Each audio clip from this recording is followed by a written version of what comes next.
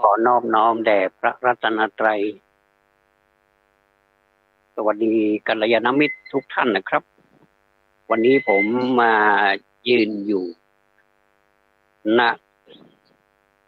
ตรงเบื้องหน้าของเจดีย์7 ยอดสัตตมหาสถาน7 แห่งของนครเชียงใหม่ตำบลช้างเผือกอำเภอเมืองจังหวัดเชียงใหม่วัด7 ยอดพระอารามหลวงนะครับก็มีความรู้สึกเมื่อเข้าไปในเจดีย์แล้วเนี่ยเกิดความสบายใจเกิดความปลื้มใจว่าในฐานะที่เราเป็นชาวพุทธแล้วก็เราก็เกิดมาในรุ่นหลังๆนะเราก็ยังเห็นสิ่งที่บรรพบุรุษของเราได้สร้างเอาไว้เมื่อหลายร้อยปีมาแล้วเนี่ยอยู่ซึ่งก็เป็นสิ่งที่เป็นบุญเป็นกุศลอย่างหนึ่งนะครับเพราะว่าบุญกุศลนั้นถ้าหากว่าเราไม่ทำอย่างเต็มที่แล้วเนี่ยทำแบบเลาะแหละหรือว่าทำไปทีขอไปทีหรือว่าไม่ค่อยสนใจในเรื่องของการกุศลเท่าไหร่ก็จะเจอแบบเลาะแหละถ้าตั้งใจจริงๆก็จะพบสิ่งที่พึงประสงค์อย่างจริงๆแสดงว่านี่ผมใช้คำว่าพึงประสงค์เป็นสิ่งที่เราพึงประสงค์แล้วก็ได้ตามความประสงค์จริงๆว่าทุกสิ่งทุกอย่างที่ผ่านมาในอดีตนั้นน่ะมันกำหนดเป็นของเป็นของปัจจุบันนี้ได้เลยไม่จำเป็นต้องเป็นอนาคตนะครับสิ่งอนาคตยังมาไม่ถึงแต่ว่าปัจจุบันนี้ก็ส่งไปถึงอนาคตอดีตส่งถึงปัจจุบันปัจจุบันส่งถึงอนาคตก็จะเป็นวงจรไปอย่างนี้เรื่อยๆจนกว่าเราจะจบลงด้วยการที่เราไม่มีสังขารไม่มีตัวตนไม่มีปัจจัยปรุงแต่งอะไรต่อไปเข้าถึงฝั่งพระนิพพานที่ศาสนิกชนทุกคนนั้นมีความมุ่งหวังเหมือนกันนิพพานังปรมังสุขขังดังนั้นนะครับการดำเนินรายการของกระผมที่จะดำเนินรายการต่อไปนี้จึงต้องเกี่ยวข้องกับปัจจุบันแล้วเราก็สามารถดึงเรื่องของอดีตมาพูดด้วยมาร่วมด้วยและก็จะส่งผลไปถึงอนาคตที่พวกเราตั้งความมุ่งหวังว่าน่าจะเป็นแดนศรีวิไลของเราทุกคนชีวิตเป็นของไม่แน่นอนแล้วครับท่าน มีเกิดขึ้นตั้งอยู่แล้วก็ดับไปเป็นธรรมชาติเป็นธรรมดาเป็นวัฏฏะวนเวียนกันอยู่อย่างนี้หาที่สุดได้ยากหรือว่าเป็นระยะทางอันยาวไกลเหลือเกินซึ่งพระศาสนาก็สอนให้เราได้รู้จักตัวตนรู้จักความถูกต้องหรือว่าไรวิวให้รู้จักความถูกต้องเป็นเรียกว่าเป็นสัมมาทิฏฐิคือเห็นชอบเห็นถูกต้องถ้าหากว่าวันไหนถ้าเราไม่เห็นถูกต้องวันไหนถ้าเราเห็นบิดพลิ้วไปจากความเห็นถูกต้องนี้เราก็จะได้สิ่งที่ไม่ถูกต้องตามตัวเรามาด้วยเหมือนเราประพฤติเช่นไรเราก็ได้ตามเช่นนั้นเหมือนพุทธภาษิตเหมือนภาษิตที่ว่าพบคนเช่นไรก็จะได้เป็นเหมือนคนเช่นนั้นเราคบกับธรรมเช่นไรเราก็จะได้รับผลอย่างนั้นเราคบกับกุศลธรรมกุศลกรรมที่เป็นกุศลไปในทางดีเราก็จะพบแต่สิ่งที่ดีถ้าเราไปคบกับสิ่งที่เป็นอกุศลกรรมที่ไม่ดีเราก็จะได้สิ่งที่ไม่ดีถูกต้องยุติธรรมวันนี้เราพบกันในวันพฤหัสบดี แล้วก็บรรยากาศก็คลึ้มแบบนี้ก็ถ้าเราคิดดีพูดดีทำดีนะครับเราก็จะเห็นว่าอากาศคลึ้มแบบนี้ก็ดีเหมือนกันเพราะมันไม่ร้อนแต่ถ้า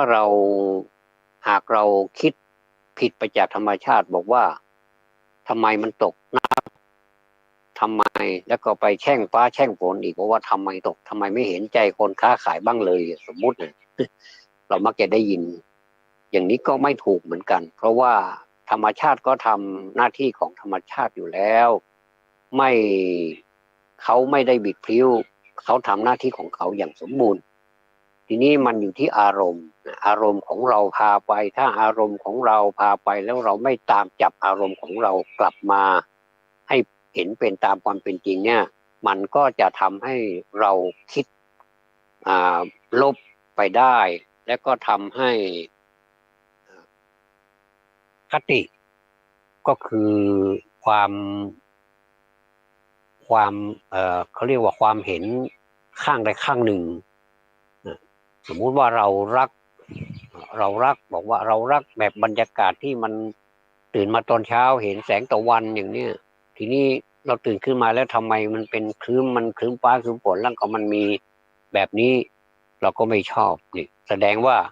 มันเกิดทั้งฉันทาคติคือความรักเนี่ยแล้วก็เกิดทั้งโทสะคติคือความโกรธโทสะคติคือความโกรธเกิดไอ้พร้อมๆกันทั้งสองดวงเลยนะทั้งรักด้วยทั้งชังด้วยทั้งรักทั้งแค้นนะครับเหมือนกับเพลงว่าทั้งรักทั้งแค้นไอ้รักก็รักแล้วก็นึกถึงอีกอย่างหนึ่งก็แค้นทั้งรักทั้งแค้นทั้งรักก็แสดงว่าจิตใจของเราไม่สมดุลจะแค้นก็แค้นไปเลยจะรักก็รักไปเลยจะชังก็ชังไปเลยจะรักก็รักไปเลยนี่มันไม่ได้มันไม่ใช่มันก็เลยเกิดทั้งหลายดวงในขณะเดียวกันอันนี้ก็รับหนักเหมือนกันนะเพราะว่าอันนี้ส่วนรักก็บอกว่าฉันรักของฉันแล้วอันนี้ส่วนชังบอกว่าชังแกเหลือเกินอะไรประมาณนี้เหมือนกับที่เรายกตัวอย่างอากาศเพราะฉะนั้นเราก็มองให้เป็นไปตามที่มันเป็นไปตามความเป็นจริงว่าวันนี้อากาศดีนะลมมันเย็นดีอากาศมันไม่ร้อนเสียท่าเวลาฝนตกแล้วมันเป็นแบบนี้ยุงมักจะเยอะเนี่ยนะก็เราก็หาอะไรมากันยุงซะก็ไม่ต้องไปเดือดร้อนไม่ต้องไปพะวงอะไรกับมันนะอันนี้ธรรมะนี่จึงเป็นยาสมานแผลเป็นทั้งยาสมานที่ยาที่มันใส่แผลไม่ว่าจะเป็นแผลสดแผลเปื่อยแผลที่มันเป็นมานานแล้วใช้ยาชนิดนี้อย่างแผลที่มันเป็นสดเราก็ใช้ยาแผลแดงอะไรเนี่ยใส่เข้าไปแล้วมันจะสมานแผลบางทีก็ใช้อะไรยาที่มันขวดสีส้มๆครับปูริดีนอะไรนะครับผมเรียกไม่ถูกนะถ้าเรียกไม่ถูกขออภัยด้วยนะมันจะแสบอันนี้ก็เรียกว่าเป็นยาที่ใช้สมานแผลสดใส่เข้าไปเพื่อให้แผลมันไปฆ่าเชื้อบางทีเราไปถูกอะไรตำไปถูกอะไรเกี่ยวมันทำให้เป็นแผลแล้วก็สิ่งสกปรกเข้าไปอยู่ในแผลนั้นด้วยก็เกิดเป็นเชื้อโรคขึ้นมาแล้วก็จะยุ่งกันไปใหญ่ก็จะบาดเจ็บมากยิ่งขึ้นก็หลังจากแผลมันหลายวันก็ใช้ยาอีกชนิดหนึ่งเช่นยาแผลเหลืองยาที่มันรักษาต่อเขาเรียกว่าต่อไปก็คือสืบต่อไปส่งไม้ต่อไปเหมือนกับการทำงานของผู้คนอย่างพนักงานในโรงพยาบาลเนี่ยพูดถึงโรงพยาบาลเดี๋ยวผมจะได้พูดถึงโรงพยาบาลนี่เวลาที่เขาพนักงานเปรเขาเข็นเปรมาไม่ว่าจะเป็นวีลแชร์ไม่ว่าจะเป็นเปรนอนอะไรเนี่ยที่ผู้ป่วยนี่ไม่สามารถที่จะช่วยเหลือตัวเองได้นะครับก็จะนอนมาหรือว่านั่งมาเนี่ยผมก็เคยนั่งไปเหมือนกันนะ ใครมันก็สบายดีเหมือนกันนะเราก็เขาดูแลเราอย่างดีเนี่ยแล้วก็ส่งต่อไปให้พยาบาลไปไปคัดไปกรองอะไรนี่ก็แล้วแต่ในเขาเรียกว่าตามวงจรของเขาว่าเขาทำหน้าที่ของเขาส่งไปให้ใครก่อนยังไงเนี่ยครับอันนี้เดี๋ยวเราจะขออนุญาตพูดในช่วงต่อไปเนี่ยเป็นการส่งต่อแบบนี้นะครับธรรมะก็เหมือนกันเมื่อเราได้รับมาแล้วก็เรามามาคิดเอาเองว่าสิ่งที่เราได้รับเนี่ยมันถูกต้องแล้วล่ะแล้วก็ปฏิบัติไปตามนี้ไม่ต้องไปถามใครไม่ต้องไปศึกษาต่อไม่ต้องไปเพิ่มเติมเราต้องไปธรรมะสากัจฉาก่อนไปปุจฉาก่อนเพื่อรอวิสัชนาไปถามใครอะนะถ้าไม่มีคนที่นั่นแล้วก็ที่บ้านถามที่บ้านก็ได้ที่เขาปฏิบัติธรรมที่เขามีความรู้ก็สามารถถามได้ถ้าถามไม่ได้ก็ถามหนังสือตำรับตำราก็มีทั้งเยอะแยะหนังสือหนังหาเดี๋ยวนี้เยอะแยะไปหมดเลยหนังสือล้นวัดเลยเนี่ยตอนนี้ผมก็มายืนอยู่ที่หน้ากองหนังสือเนี่ยนะหนังสือนี่ก็ไม่รู้เป็นหนังสืออะไรบ้าง ถ้าคนเรามีเรียกว่ามีความขยันในการอ่านหนังสือมีความรักในการอ่านหนังสือก็เกิดฉันทาคติก็จะเปิดหนังสืออ่านแล้วก็จะเกิดความรู้บางทีมันช่างไปเหมาะเจาะกันเหลือเกินบางทีเราอยากจะรู้เรื่องสมมุติว่าโรคตาอย่างเนี้ยนะเราเจ็บตามันทำไมมันเจ็บอยู่ถึงเวลามันก็เจ็บเนี่ยเราก็ไปเปิดดูอ้าวไปเจอกับโรคตาพอดีเนี่ยนี่เขาเรียกว่ามันบังเอิญบางคนก็ไปเข้าใจว่ามันเป็นเรื่องปาฏิหาริย์ก็แล้วแต่นะแต่ว่ามันไม่ใช่เรื่องปาฏิหาริย์หรอกมันเป็นเรื่องของมือเราไปเปิดอ่านหนังสือแล้วเราไปเจอเนี่ยเขาเรียกว่าเป็นเรื่องบังเอิญแล้วก็คิดว่าเป็นเรื่องบังเอิญเป็นธรรมดาถ้าเราไม่เปิดหนังสือปาฏิหาริย์ก็ไม่เกิดก็ผมคิดว่ามันเป็นเรื่องบังเอิญไปพบแล้วก็มันอยู่ที่ต้องขอบคุณมือเราขอบคุณใจเราด้วยเนี่ยว่าเราอยากจะอ่านหนังสือแล้วก็ไปเปิดดูไปเจอพอดีเรื่องตาเรื่องตานะไม่ใช่ตากับยายนะนี่เรื่องตาที่อยู่บนหน้าของเราเนี่ยแต่เรื่องตายายนี่ก็เป็นอีกเรื่องหนึ่งนะก็เราก็จะไปอ่านหนังสือเรื่องตานี่แหละโอ้เป็นอย่างนี้นี่เองให้รักษาแบบนี้อ๋ออันนี้เราก็เคยทำแต่มันก็จะมีทั้งที่เราเคยทำและไม่มันจะไม่มีสิ่งที่เราไม่เคยทำเนี่ยมันก็จะมีเหมือนกันอ๋อเราเราเพิ่งรู้เนี่ยตั้งแต่เกิดมานี่ไม่เคยเห็นเลยเนี่ยมาเจอนี่ก็เลยโอ้นับว่าเป็นโชคนะเนี่ยโอ้โหแล้วก็เปิดดูมันมีข้อความอะไรที่มันทำให้เกี่ยวกับสายตาของเรานี่เยอะแยะไปหมดเลยเราก็เก็บข้อมูลนี้ไว้สมัยนี้สะดวกใหญ่เลยเรามีมือถือก็ถ่ายเอาไว้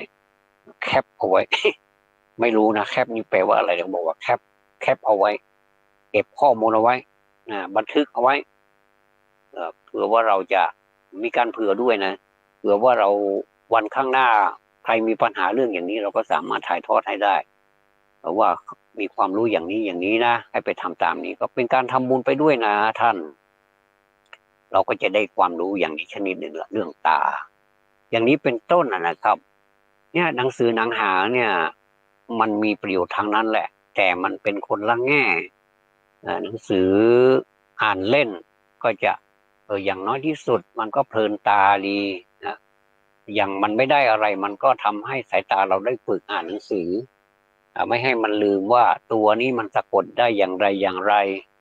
แล้วมันมาจากไหนมันมีเหตุผลอะไรมันถึงมาเป็นอย่างนี้เหมือนตัวลึเหมือนตัวรึตัวลือเนี่ยมันเป็นยังไงตัวรึอ๋อเหมือนกระถอถุงแล้วมันมีหางยาวลงมาข้างล่างหางข้างขวาน่ะเหมือนกระถอถุงนั่นน่ะอันนั้นตัวรอรึรอรึนะถ้าเป็นรอเรือรอลือมันเป็นรอลิงคือเป็นพอสำเภาแล้วก็มีหางลากลงมายาวๆก็เรียกว่ารอลืออันนี้ก็ใช้คนละอย่างถ้าไม่งั้นนี่เราก็ไม่รู้เลยนะถ้าเราไม่ไปอ่านหนังสือเพราะฉะนั้นนี่การอ่านหนังสือนี่เป็นสิ่งที่ควรทำ เพราะว่าเราอ่านออกเขียนได้เราก็มาจากหนังสือนี่แหละคุณครูสอนเราตั้งแต่ชั้นต้นๆมาจนถึงเราอ่านออกเขียนได้ แล้วก็เป็นกลุ่มแล้วก็สามารถอ่านได้เขียนได้พิมพ์ได้แล้วก็รู้ความหมายของหนังสือด้วยเนี่ยนะก็จะทำให้เรานี่เกิดความแกล้วกล้าเกิดมีปฏิภาณไหวพริบมีความรู้เพิ่มเติมมีอะไรที่ช่วยตัวเองได้เวลามีปัญหาอะไรขึ้นมานี่เราก็สามารถที่จะพึ่งพาอาศัยความรู้ของเราได้เราเดินทางใกล้ๆเดินทางไปที่อื่นก็ดีหรือว่าเขามีป้ายประกาศอะไรนี้เราก็สามารถที่จะอ่านได้รู้เรื่องเนี่ยเรียกว่านี่ประโยชน์ของการอ่านหนังสือทั้งนั้นเลยถ้าไม่ใช่ประโยชน์แล้วมันจะเป็นอะไรนะครับเพราะฉะนั้นก็ฝากไว้ด้วยว่าคนที่รังเกียจหนังสือเนี่ยก็คิดใหม่ได้แล้วล่ะนะเป็นไรวิวได้ละเห็นชอบนะเห็นถูกต้องว่าหนังสือก็คืออาหารตาด้วยอาหารใจด้วยถ้าใครลืมหนังสือก็โอ้แสดงว่าเราผิดธรรมชาติผิดเพี้ยนละท่านบอกว่าให้ให้ดูหนังสือเนี่ยเหมือนกับเป็นครูบาอาจารย์ของเราเลยเพราะว่าครูบาอาจารย์ของเราก็เปรียบไปก็เหมือนหนังสือแล้วก็ครูที่อยู่ในตัวของเราเนี่ยมันก็เป็นครูสอนเราเลยไปในตัวนะโดยที่ว่าเราไม่ต้องไปถามใครเนี่ยตัวเราเองนี่แหละเป็นครูสอนตนเองเช่นสอนว่า เรายิ้มเนี่ยหน้าตาเราเป็นยังไงเนี่ยนะแล้วก็เข้าไปหากระจกแล้วก็ยิ้มดูรู้สึกมันเบิกบานดีไหมเบิกบานดีนะรู้สึกมันเบิกบานดีหน้าตายิ้มแย้มแจ่มใสทำให้เรามีสง่าราศีแต่ถ้าเวลาเราโมโหล่ะเราเกิดโทสะจริตเข้าแทรกดาวดวงนี้เข้าแทรกละดาวดวงนี้ก็คือดาวโทสะนั่นแหละเข้าไปแทรกแล้วมันจะเป็นอะไรนะ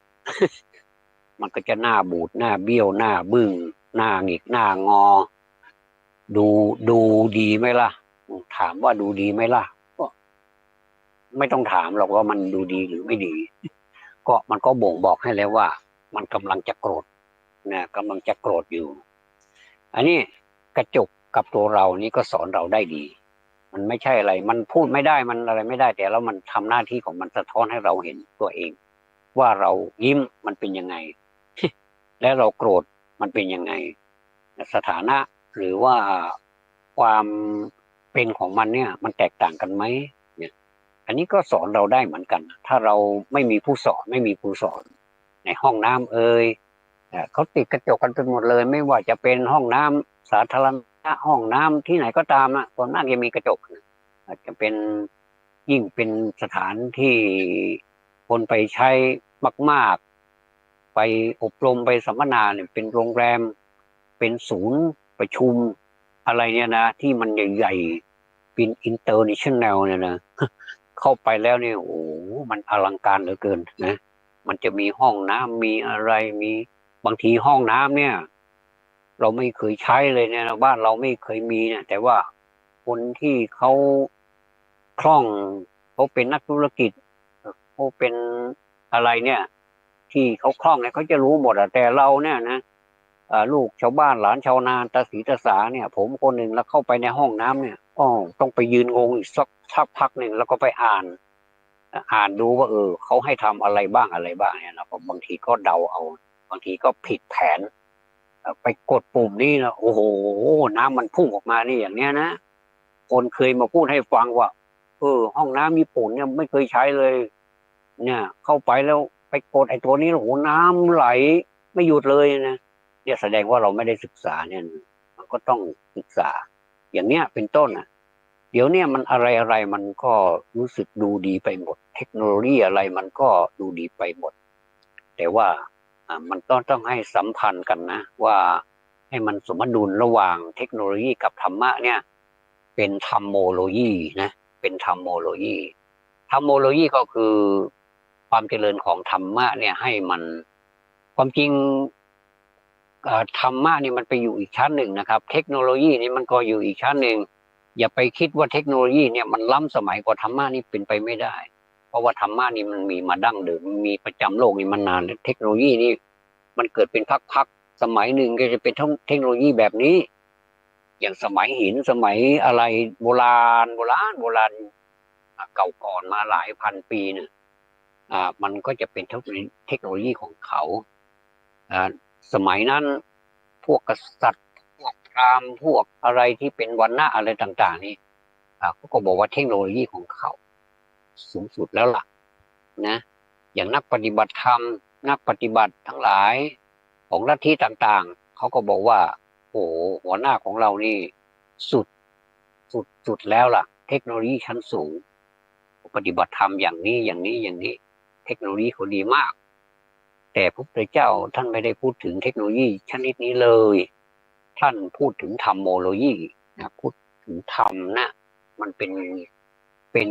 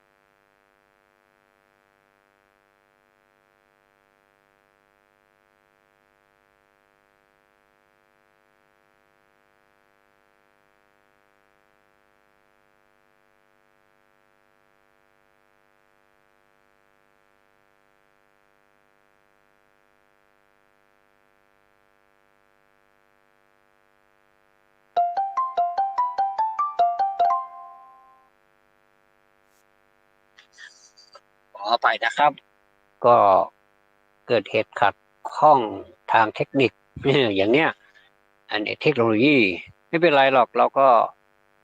ก็ยอมรับแล้วก็ทำใจไว้แล้วเราว่าพอเราทำอะไรก็ตามนี่มันมักจะมีเหตุขัดข้องอยู่เสมอเหตุขัดข้องนี่แหละครับมันท้าทายว่าให้เราต้องทำใจเหตุขัดข้องทางเทคโนโลยีเนี่ยมันก็ยังไม่กระทบต่อเราเท่าไหร่มากนักแต่ถ้าเราขัดข้องทางชีวิตของเราเนี่ยอยากจะไปเหลือเกินอยากจะเดินเหลือเกินอยากจะลุกขึ้นเดินเหมือนสมัยแต่ก่อนนี้ทำไม่ได้ก็ต้องนอนอยู่นี่แสดงว่าเครื่องต่างๆที่เราใช้อยู่เนี่ยไม่ว่าจะเป็นเท้าเป็นมือเป็นอะไรก็ตามวัยวะของเราเนี่ยทำงานไม่ได้แล้วอ่อนแรงลงแล้วเราก็ไม่สามารถที่จะเดินไปได้ตามที่เราสั่งได้แสดงว่าให้ส่องเห็นอะไรว่ามันไม่ใช่เราถ้าเป็นเราจริงๆแล้วทำไมเราบังคับมันไม่ได้สมมติว่าเท้ามันไม่ไปแต่ว่าใจเรานี่ไปนะแต่มันไปไม่ได้นะใครบอกว่าถ้าใจเราไปมันไปอันนี้ก็ในแง่หนึ่งเนี่ยในแง่นี้ก็ถือว่าใช้ได้ เพราะว่ามันเป็นเหตุผลมันเป็นเหตุผลว่าแม้ว่าตัวเราไปไม่ได้แต่ว่าเราใจของเราไปเนี่ยอันนี้ใช่นะใจมันไปถึงแล้วล่ะนะครับตัวเรายังอยู่ที่นี่อยู่ยังอยู่เชียงใหม่นี่อยู่แต่ว่าใจเราไปถึงกรุงเทพนั่นแหละไปอยู่แถวอะไรแถวสี่แยกสะพานควายเนี่ยนะจะเข้าอนุสาวรีย์ชัยสมรภูมิแล้วล่ะเห็นไหมตอนนี้กำลังอยู่ที่ถนนพหลโยธินเนี่ยใจเราไปอยู่โน่นแล้วนะแต่ตัวเรายังอยู่ที่นี่อยู่เนี่ยอันเนี้ยเขาเรียกว่าใจเนี่ยมันไปเร็วมากเนี่ยก็แสดงว่าเราไม่สามารถที่จะบังคับมันได้เมื่อกี้นี้ผมพูดถึงธรรมโมโลยีซึ่งพระพุทธเจ้าท่านได้สอนเอาไว้นานแล้วนะและท่านก็ยอมรับนะว่าแม้แต่ตถาคตเนี่ยแม้แต่ตัวเราเองเนี่ยไม่มาเกิดเนี่ยธรรมะเหล่านี้มันก็มีอยู่แล้วล่ะ แต่มันไม่มีผู้ที่มารวบรวมไม่มีผู้ที่จะมาเผยแพร่ให้พวกเราได้รู้แค่นั้นเองเราจำต้องมาเป็นพระพุทธเจ้ามาสั่งสอนตัวเราเองคนเดียวเนี่ยนะเดินไปทั่วเนี่ยไม่มีเวลาพักไม่มีเวลาพักไม่มีเวลาผ่อนแล้วพระองค์ก็ไม่ไม่ทรงไม่ทรงตระหนักไม่ทรงคิดถึงความเหน็ดเหนื่อยด้วยนะแม้จะทรงประชวรอยู่ก็ตามเนี่ยประชวรอยู่ก็ตามเนี่ยคือป่วยอยู่เนี่ยก็แม้แต่คนที่จะมาขอบวชนี่ยังให้บวชเลยยังยังให้พรแล้วก็บวชให้ด้วยเลยเป็นองค์สุดท้ายสุภัททะนั่นไงนะแล้วก็อันเนี้ยคือพระมหากรุณาธิคุณอันยิ่งใหญ่จริงๆไม่ได้ไปไม่มีใครไปบังคับว่าพระองค์ต้องทำอย่างนั้นต้องทำอย่างนี้แต่พระองค์ทรงทำเองพระองค์เป็นเองตรัสรู้เองแล้วก็สอนเองสอนเองทุกวันนี้ไม่ได้นึกถึงใครหรอกนึกถึงสัตว์โลกผู้ที่มีความทุกข์ว่าใครอยู่ที่ไหนอย่างไรเราจะไปโปรดเขาอย่างไรดีเนี่ยท่านก็เล็งพยานส่องไปอ๋อเจอคนแบบนี้เราจะเอาธรรมะข้อไหนไปสอนนี่ท่านคิดไปแล้วเรียบร้อยแล้วล่ะไปถึงก็อ่าเป๊ะเป๊ะเป๊ะเลยแล้วเขาก็ถ้ามีบุญญาบารมีมากมายเคยทำมาก่อนสะสมมานานอย่างนี้ก็สำเร็จได้นานไวหน่อยถ้ายังไม่นั่นก็เป็นการสะสมไปอย่างเนี้ยส่วนมากแล้วท่านจะไปนี่สำเร็จทุกรายเลยไปอ่านดูในธรรมบทนะสำเร็จทุกรายเลยถ้าไม่ชั้นใดก็ชั้นหนึ่งแหละนะตามถ้าเป็นภาษาพื้นเมืองเรียกว่าตามบุญสมปานแห่งตนก็มีวันนั้นแหละนะก็คือตามบุญบารมีของใครของใครที่ได้สะสมมาแต่ก่อนว่าใครทำน้อยทำมากอย่างไรไปทำอย่างไหนมาก็จะได้รับอานิสงส์ก็ตอนนี้แหละ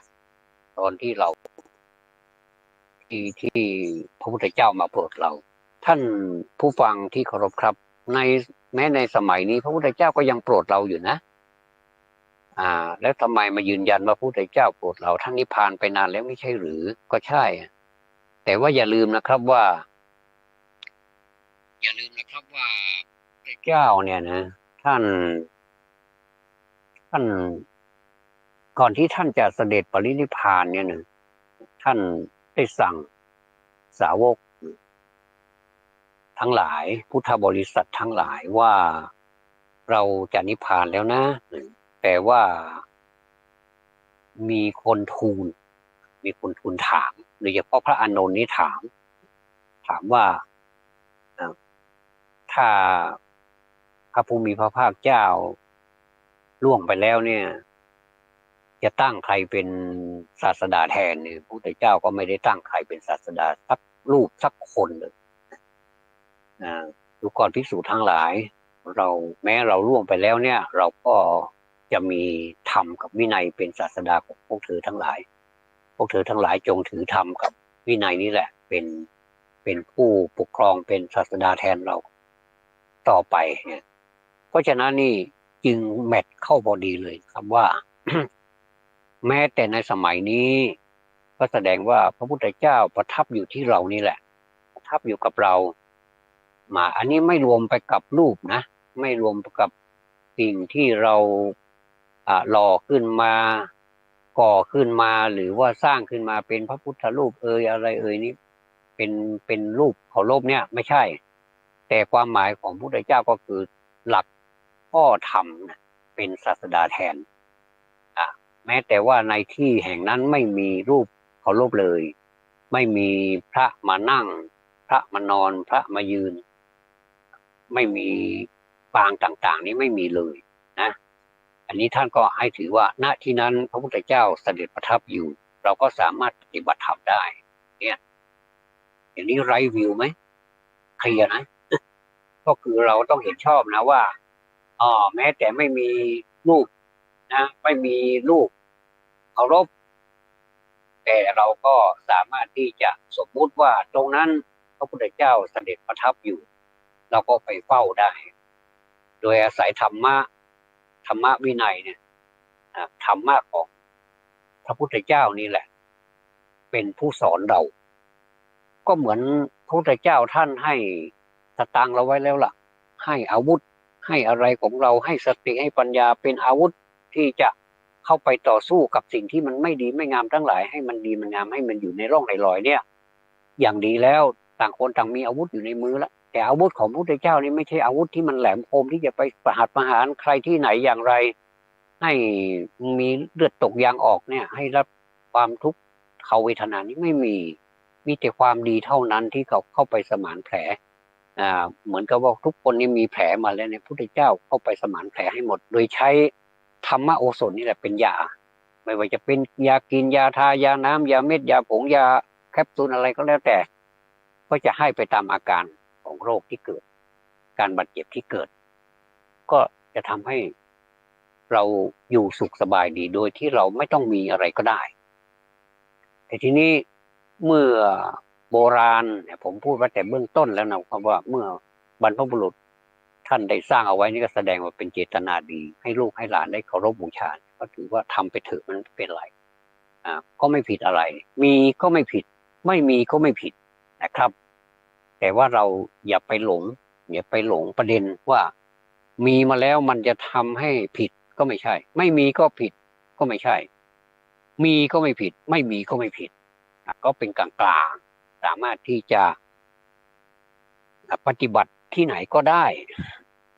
คนมีพ่อมีแม่ยิ่งโอ้โหปฏิบัติได้ง่ายพ่อแม่นี่เขาเปรียบกับเป็นพระ2 องค์เลยนะ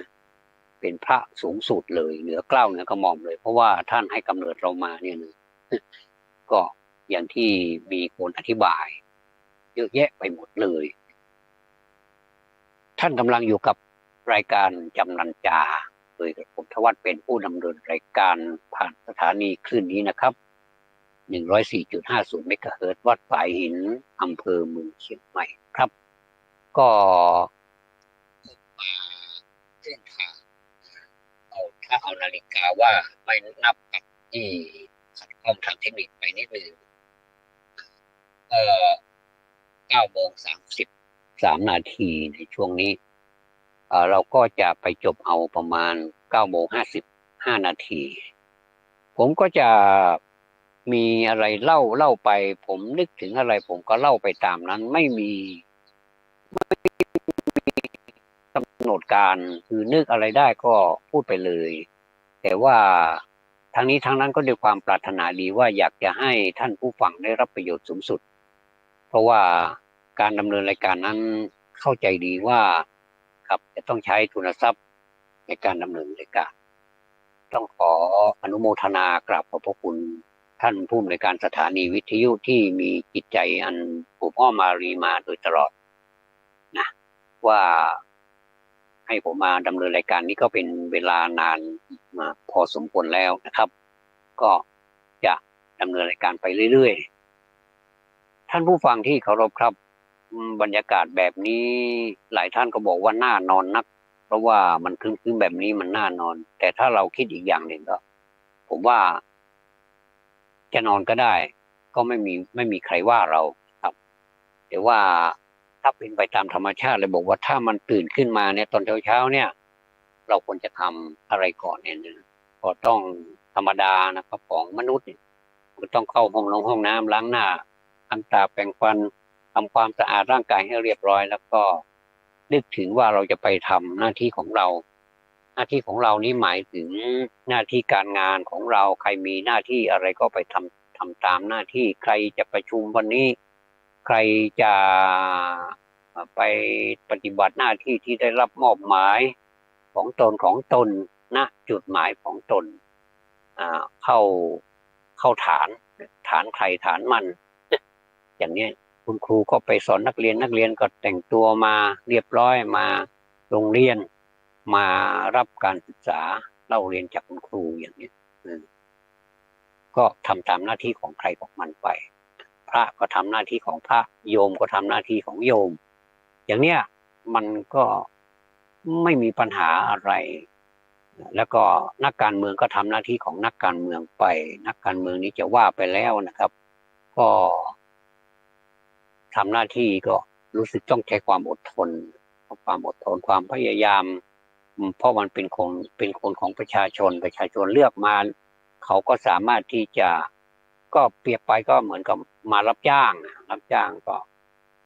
ประชาชนเป็นนายจ้างเมื่อเป็นนายจ้างแล้วก็อาจจะมีบ้างนะครับในการดุด่าหรือว่าให้คำแนะนำบางทีก็แนะนำหนักไปหน่อยถึงพริกถึงขิงไปหน่อยก็ลดลาวาศอกลงมาบ้างให้โอกาสบ้างบางทีถ้ามันหย่อนเกินไปก็ทำให้เหลืองก็ให้มันแบบตั้งสายให้มันกลางๆบ้างให้รู้สึกตัวบ้างอย่างเงี้ยมันก็อยู่กันได้เป็นการเตือนกันแบบติเพื่อก่ออะไรประมาณนี้ก็พออยู่ได้นะครับแต่ถ้าจะให้รุนแรงจนถึงขนาดที่ว่าโอ้โหเอากันให้เป็นให้ตายไปเลยให้มันตายไปข้างหนึ่งอย่างนี้ก็ไม่ดีเหมือนกันนะอันนี้แสดงว่า no right view ละแสดงว่าความเห็นผิดละเพราะฉะนั้นนี่ผมตอนเช้าเนี่ยผมก็แผ่เมตตาเรียบร้อยนะครับแผ่เมตตาที่ว่าขอแผ่กุศลเมตตาขอแผ่เมตตาให้กับบรรพบุรุษทั้งหลายมีบิดามารดามีครูบาอาจารย์นะแล้วก็ตลอดถึงสรรพสัตว์ทั้งหลายที่เป็นเพื่อนทุกข์เกิดแก่เจ็บตายไม่ว่าจะเป็นชาติศาสนาภาษาอะไรทุกอย่างเลยสรรพสัตว์ทั้งหลายก็ขอให้มีความสุขความเจริญอย่าให้ได้เบียดเบียนซึ่งกันและกันอะไรเนี่ยก็มีความสุขมีความสบายดีเขาลายไปเลยลายลงส่วนลายบุคคลด้วยลายกลุ่มด้วยก็รู้สึกสบายใจคนเขาไปอ่านดูแล้วก็คนเราก็ต้องเอื้อเฟื้อกันอย่างเนี้ยใครมีอะไรก็แบ่งปันกันอย่างนี้เช้าทำให้รู้สึกดีนะครับก็อยากจะพูดถึงโรงพยาบาลกลับมาถึงเรื่องของโรงพยาบาลนี่ผมก็ไปพบตามนัดนะที่โรงพยาบาลมหาราชนครเชียงใหม่หรือว่าสวนดอกเสียงอะไรที่สวนดอกก็ความจริงแล้วประทับใจมาตั้งแต่นานแล้วเพราะว่าเป็นคนไข้ของโรงพยาบาลแห่งนี้มาผ่าตัดก็มาที่นี่มาหาหมออะไรก็มาที่นี่นานมาแล้วล่ะนะก็การบริการก็ไม่ได้ลดหย่อนลงไปเลยนะมีแต่จะปรับปรุงให้ดีขึ้นนับตั้งแต่สถานที่การจัดอะไรต่ออะไรก็ดูดีไปหมดแม้แต่บุคลากรก็เป็นสากลนะคนไข้นี้ก็จะเรียกว่าคุณหมดเลยยกเว้นพระสมณเณรอะไรนี่ก็จะเป็นไปตามคำนำหน้าตามสรรพนามนำหน้าอย่างพวกเรานี้จะเรียกว่าคุณหมดเลยแสดงว่าคำว่าคุณเนี่ยเป็นคำที่สุภาพนะครับไม่ใช้คำว่านายไม่ว่านางไม่ใช้คำว่านางนะไม่ใช้คำว่านางสาวใช้คำว่าคุณเสมอภาคกันหมดเลยเนี่ยเขาเรียกว่าทางโรงพยาบาลเนี่ยให้เกียรตินะอันนี้ก็อันหนึ่งละเป็นการให้เกียรติผมรู้สึกอย่างนั้นจริงๆนะไม่ทราบว่าท่านที่ไปรับบริการจากโรงพยาบาลโดยเฉพาะมหาราชนครเชียงใหม่เนี่ยจะมีความรู้สึกเหมือนไหมอย่างน้อยที่สุดผมว่าก็ยังมีอยู่นะครับความรู้สึกของผมเนี่ยก็ไม่ว่าจะจุดไหนก็เข้าไปแล้วนี่มันทำให้เรามั่นใจมีความภูมิใจเหมือนเป็นครอบครัวเดียวกันนะเราเป็นผู้ป่วยเนี่ยป่วยก็ต่างกันนะไม่ว่าจะป่วยมากป่วยน้อยป่วยยังไงเราเข้าไปแล้วเราก็รู้สึกอบอุ่นแม้ว่าคนมันจะหนาแน่นบ้างบางแผนกหนาแน่นมากเลยจนขนาดที่ว่าต้องเบียดเสียดยัดเยียดกันเข้าไปอย่างเนี้ยนะทำให้เรานี่บางคนนี่อารมณ์ไม่ดีแสดงออกมาเลยว่าอารมณ์ไม่ดีว่าทำไมมันเบียดเสียดถึงขนาดนี้แต่ผมนี่เฉยๆนะผมถือว่าคนเราเนี่ยมันก็เป็นเพื่อนเกิดแก่เจ็บตายเนี่ยเห็นไหมเป็นเพื่อนเกิดแก่เจ็บเนี่ยเป็นเพื่อนเจ็บนะเนี่ยเรามาโรงพยาบาลเนี่ยเราก็มีเพื่อนนะโหเพื่อนเราตั้งเยอะแยะทั้งหลายร้อยหลายพันคนเนี่ย หน้าไม่ซ้ำกันเลยเนี่ยมาเนี่ยเจอก็เดินเบียดเสียดกันไปแล้วก็ไปรับบัตรคิวแล้วก็ไปคัดกรองก่อนเข้าไปชั่งน้ำหนักไปเรียกว่าไปชั่งน้ำหนักไปวัดความดันอะไรก่อนแล้วก็ไปเนี่ยเป็นปฐมก่อนแล้วก็ผ่านจุดนี้ไปแล้วก็พยาบาลก็จะคัดกรองเรียบร้อยแล้วก็จะส่งต่อใบนัดของเราเนี่ยไปให้อีกแผนกหนึ่งแผนกนี้เขาก็จะเรียกเมื่อถึงเวลาถึงคิวเราแล้วนะก็บอกว่าให้เราไปพบแพทย์ห้องไหนเนี่ยอย่างเนี้ยมันเป็นกระบวนการเป็นอย่างที่ผมชอบมากเลยนี่แสดงว่าโรงพยาบาลเขาจัดมาดีมากเลยแสดงว่าเป็นมืออาชีพมากเลยนะแล้วก็มุมต่างๆที่เราไปดูเนี่ยนะมันว่าจะเป็นห้องน้ำมันสะอาดสะอ้านจะมีคนดูแลตลอดเลยพื้นนี่ไม่มีลื่นนะครับก็จะมีคนเช็ดตลอดเหมือนกับห้างสรรพสินค้าเนี่ยอย่างใดอย่างไงก็อย่างนั้นเลยห้างสรรพสินค้าแบบไหนก็โรงพยาบาลก็แบบนั้นเลยก็คือคำนึงถึงความสะอาดความปลอดภัยของผู้มาใช้บริการเนี่ยให้ครบไม่เลือกที่รักมักที่ชังใครจะมาแบบไหนยศถาบรรดาศักดิ์หรือมีอายุอานามเท่าไหร่นี่รับหมดเลยนี่ก็เรียกว่าเป็นจรรยาแพทย์จริงๆต้องขอบพระคุณจริงๆนะครับนี่ผมก็พูดมาเมื่อมีโอกาสผมก็พูดมาหลายครั้งแล้วผมก็จะขอพูดต่อไปว่าความดีของโรงพยาบาลนี่มีมากมายเลยวันนั้นผมไปรับการบริการโอ้โหไม่ว่าจะเป็นเคาน์เตอร์อะไรนี่เขาจะพูดจาดีมากเลยบางทีเราไปเนี่ยเราไม่รู้ว่าทางโรงพยาบาลนี้เขาจัดระบบเพื่อให้มันแบบไวขึ้นเนี่ยเขาจัดระบบอย่างไรบ้างเนี่ยเราไปถามเขาบอกไปที่นั่นนะไม่ใช่ที่นี่ไปที่นั่นเราก็ไปเขามีพนักงานเฝ้าอยู่เป็นพนักงานเป็นแบบนักศึกษาฝึกงานเนี่ยเขาก็จัดการให้เราก็เอาบัตรไปเสียบปุ๊บมันก็ได้บัตรคิวปั๊บแล้วก็บัตรคิวไปรอ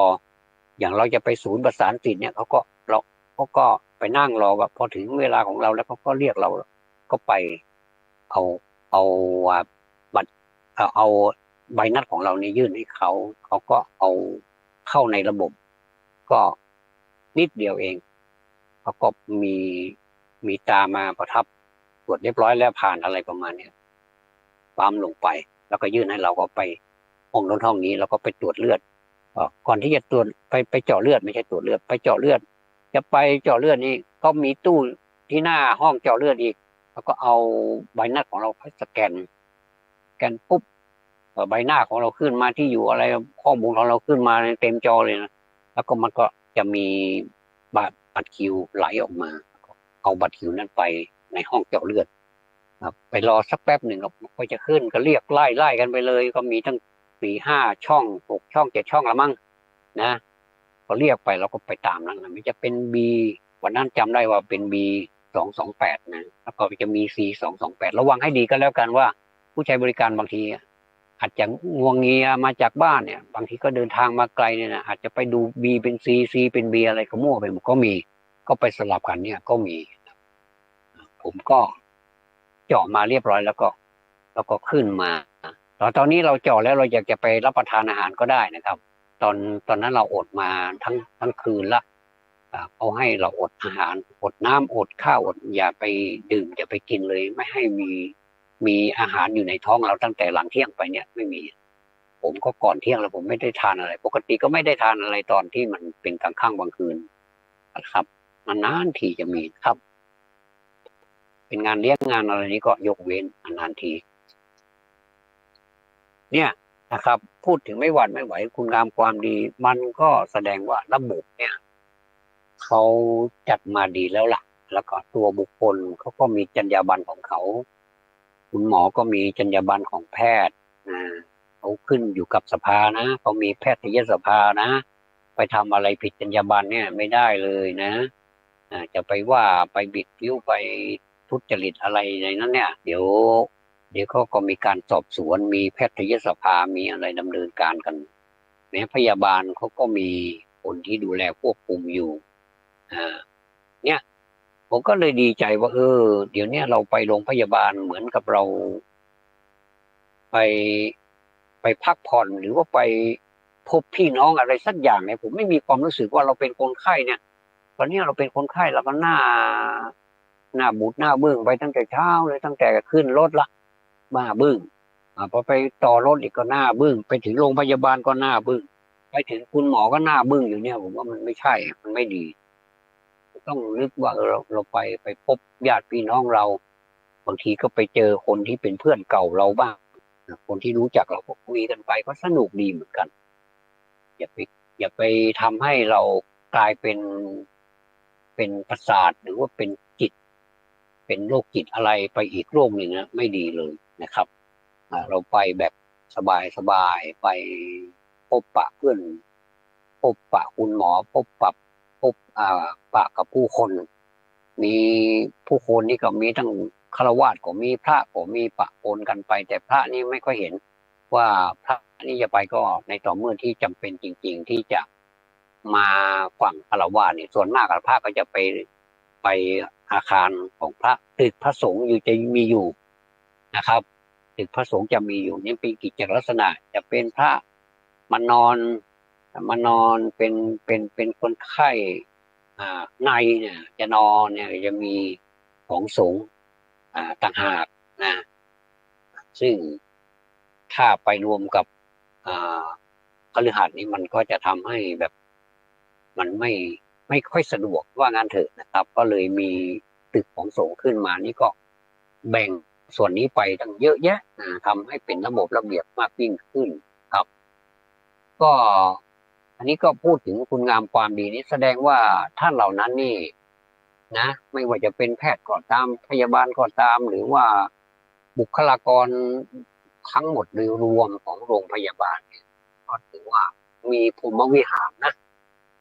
มีพรหมวิหารสี่ก็คือเมตตากรุณามุทิตาอุเบกขาแต่บางทีถูกคนไข้นี่คนผู้มาใช้บริการนี่ด่าเจ็บๆก็มีนะบอกทำไมช้าจังเลยอย่างนั้นอย่างนี้เนี่ยจะทันรถหรือเปล่าเนี่ยเอาคุณมาแล้วคุณต้องทำใจนะว่าคนมันเยอะไม่ใช่บริการแต่เราคนเดียวเนี่ยนะบางผมไม่ได้ยินนะบางทีนั่งใกล้ๆกันอันนี้ก็ต้องใช้อุเบกขาคุณหมอคุณพยาบาลต้องใช้อุเบกขาก็คือทำเฉยซะมั่งทำไมงานนี้ถ้าตอบโต้กันเนี่ยคนมันจะขึ้นเนี่ยนะมันจะเกิดโทสะเนี่ยเหมือนกับเอาเชื้อเพลิงไปใส่เอาฟืนเอาอะไรไปใส่มันเนี่ยเอาน้ำมันไปใส่มันเนี่ยมันก็ทำให้เกิดอาการโอ้โหขึ้นมาอีกหลายเท่านะก็เพราะฉะนั้นนี่ผมก็มั่นใจว่าไม่ว่าจะเป็นใครที่เป็นบุคลากรในโรงพยาบาลเนี่ยก็จะต้องใช้อุเบกขาเนี่ยนะถ้าคนไหนเขามีความสุขแล้วก็ใช้มุทิตานะบอกว่าโอ้มุทิตาแสดงความยินดีด้วยเขาที่พ่อแม่พี่น้องมาที่นี่แล้วก็อย่างนี้ตอนนี้โรคภัยไข้เจ็บของท่านไม่มีแล้วล่ะแต่หมอก็จะนัดมานานๆทีบางทีก็ครึ่งปีบางทีก็เป็นปีแล้วมั้งนานๆทีนะถ้ามีปัญหาเรื่องหยุกเรื่องยาก็มาได้หรือว่าโทรศัพท์มาตามนี้ได้ก็ก็แสดงความยินดีด้วยนะไม่มีแล้วล่ะนะสมุฏฐานของโรคก็ถูกกำจัดไปหมดแล้วล่ะแต่ว่าขอให้คุณพ่อคุณแม่พ่อแม่พี่น้องเนี่ยปฏิบัติตามคำแนะนำของคุณหมอก็แล้วกันอย่าไปเสี่ยงนะต่อโรคภัยไข้เจ็บที่มันมีอยู่แล้วเนี่ยถ้าเราไปเสี่ยงมันเนี่ยเราไปละเมิดเราไปนี่มันเดี๋ยวมันก็จะประทุขึ้นมาอีกก็ได้เนี่ยเขาเรียกว่าใช้มุทิตาเมตตากรุณานี่ไม่ต้องพูดถึงละว่าท่านเหล่านั้นต้องมีเมตตากรุณาแน่นอนถ้าไม่อย่างนั้นนะท่านก็ไม่ดูแลคนไข้แล้วก็เปรียบคนไข้เหมือนกับเป็นผู้ใช้บริการธรรมดาซื้อมาขายไปนี่ไม่ใช่อันนี้มานี่คือเพื่อมนุษยธรรมไม่ว่าใครจะบาดเจ็บมาจะไม่ว่าจะเป็นขอให้เป็นมนุษย์เถอะเข้าไปนั้นน่ะรักษาหมดเลยส่วนอย่างอื่นว่ากันทีหลังนะครับอันนี้คือจรรยาแพทย์ผมก็เลยเอาเรื่องนี้มาเพื่อเป็นการกล่าวสรรเสริญโรงพยาบาลยกตัวอย่างโรงพยาบาลมหาราชนครเชียงใหม่เป็นต้นและโรงพยาบาลอื่นๆที่มีการรักษาเป็นระบบอย่างนี้นะครับ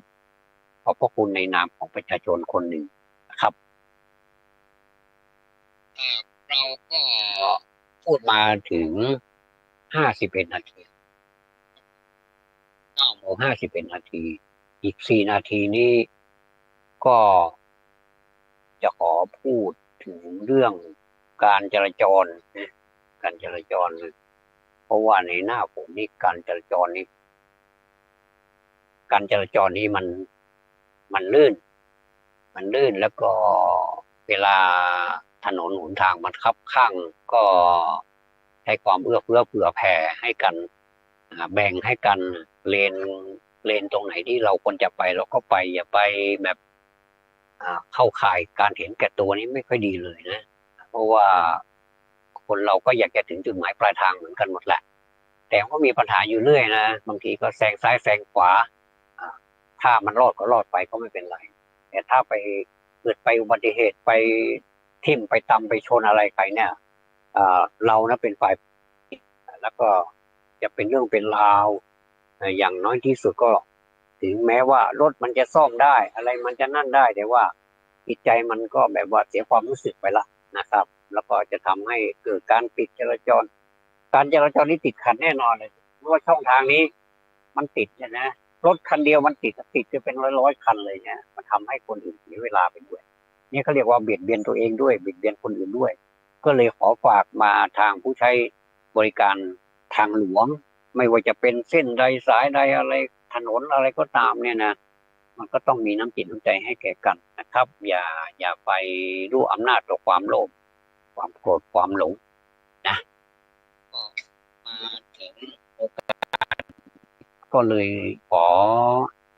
ไม่ขอละนะผู้ใดที่ปฏิบัติธรรมผู้ใดที่มีคุณธรรมก็ให้คุณธรรมนั้นรักษาท่านตถาสถีพระวันตุเตขอความสุขความสวัสดีอันสิ่งที่ท่านพึงปรารถนาแล้วก็ขอให้ท่านได้ในสิ่งที่ท่านปรารถนาครับอันไหนที่ไม่พึงปรารถนาก็ไม่ต้องไปได้ก็ได้เพราะว่าได้มาแล้วก็เป็นทุกขลาภนะได้ในสิ่งที่เราพึงปรารถนานั่นแหละสบายใจของอะไรที่มันจะเป็นของเรามันก็เป็นของเราวันยังค่ำอะไรแต่ถ้ามันไม่ใช่ของเรามันก็ไม่ใช่ของเราวันยังค่ำถึงแม้ว่าจะสมมุติเป็นของเราเนี่ยมันก็ไม่ใช่ของเราอยู่ดีนะขอให้สิ่งนั้นนี่จงสมมโนรสทุกประการขอให้คุณงามความดีของทุกท่านเนี่ยนะครับไปปกปักรักษาท่านตลอดถึงครอบครัวของทุกท่านด้วยนะครับธรรมะสวัสดีครับ